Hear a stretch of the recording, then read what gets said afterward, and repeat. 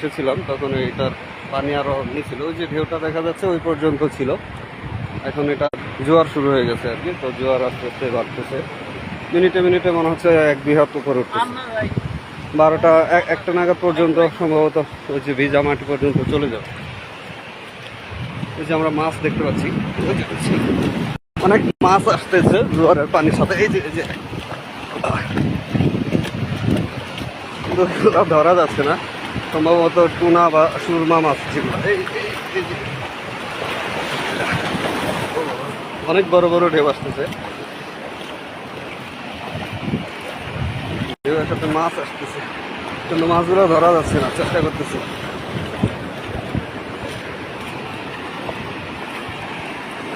এই cute boys কাম।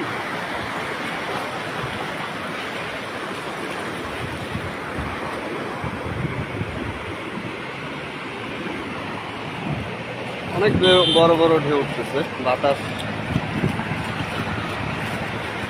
সমুদ্রের মূল সৌন্দর্য সম্ভবত এটাই, যে ঢেউ ঢেউ আসতে তখন এই দৃশ্যটা অসাধারণ লাগে।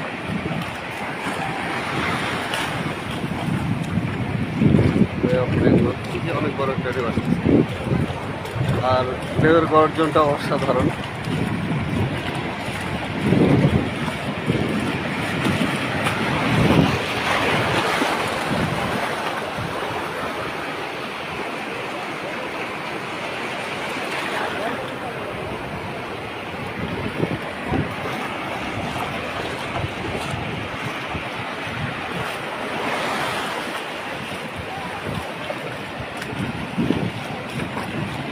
আমরা যাচ্ছি ঝাউবনে। ঝাউবন আমরা অলরেডি চলে এসেছি। এই যে এখানে দেখা যাচ্ছে মাছ ধরার ট্রলার, এগুলা এখন নোংর করা আছে।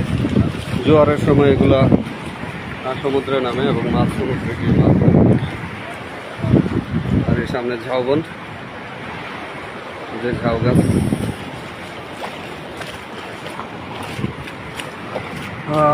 তো অনেক চেষ্টা করলাম একটা মাছ ধরার জন্য, ধরতে পারিনি, তবে কিছু মরা মাছ পেয়েছি। আর ঘরের বাইলিয়া মাছ যেটা, আর হচ্ছে সুরমা মাছ, আরেকটা কি যেন মাছ সেটা নাম জানি না, তবে মাছটা খুবই সুন্দর, একবারে তরতাজা ছিল, ছোট মাছ।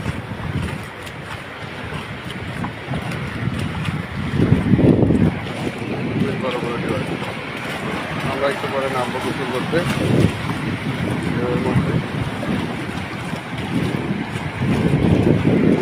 অনেক দূরে একটা মাছ ধরার